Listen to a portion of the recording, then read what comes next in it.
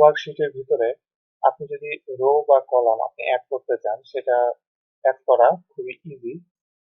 যেমন এখানে যদি আমি ডি এবং ই দুইটা রো, সরি কলাম, এই দুটো কলামের ভিতরে আমি যদি আরেকটা কলাম অ্যাড করতে চাই এটা অনেক ইজি।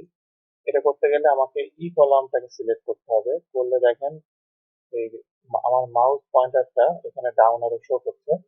এখানে আমি রাইট বাটন ক্লিক করলে এখানে দেখেন ইনসার্ট, ইনসার্টে আমি সিলেক্ট করলে এখানে দেখেন যে একটা কলাম এখানে সিলেক্ট হয়ে গিয়েছে এবং ইতে যেই কলামটা ছিল সেটা সরে ডান দিকে চলে গিয়েছে।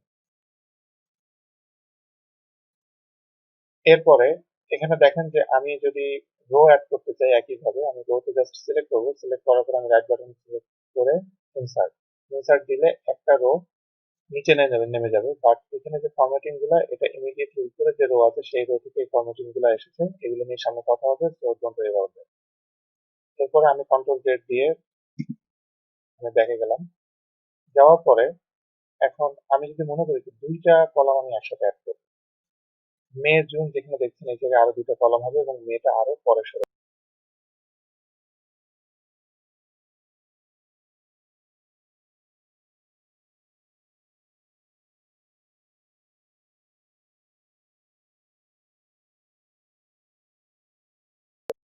এভাবে আপনি কলাম এবং রো অ্যাড করতে পারবেন। রোর ক্ষেত্রে একই, অনেকগুলা রো একসাথে সিলেক্ট করে আমি রাইট বাটন সিলেক্ট করে ইনসার্ট দিলে এভাবে রো অ্যাড হয়ে যাবে।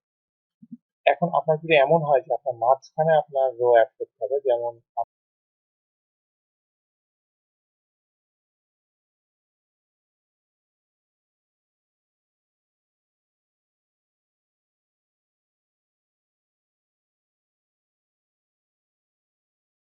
করার পরে রাইট বাটন ক্লিক করে আমি ইনসার্ট দিই, তাহলে আমার কিছু অপশন এখানে এক্সট্রা দেখাচ্ছে যে আমি সেলটাকে ডাউনের দিকে নিব কিনা। আমি যেহেতু রো অ্যাড করবো অবশ্যই সেলকে ডাউন করবো, দিয়ে আমি ওকে দিলে দেখেন যে পুরোটা ধরে নিচে চলে গেল এবং এখানে আরো একটা রো অ্যাড হলো। বাট রোটা শুধুমাত্র এই এই কয়েকটার ভিতরে অ্যাড হয়েছে, এন্টার রো আসলে অ্যাড হয় না। একইভাবে কলামের ক্ষেত্রে একই কথা, আমি দুটা সিলেক্ট করে রাইট বাটন ক্লিক করে ইনসার্ট দিলে সেল রাইটে দিব, ওকে দিলে এটা পুরোটা ধরে সরে যাবে এবং আমার এখানে আরো দুটো কলাম অ্যাড হবে।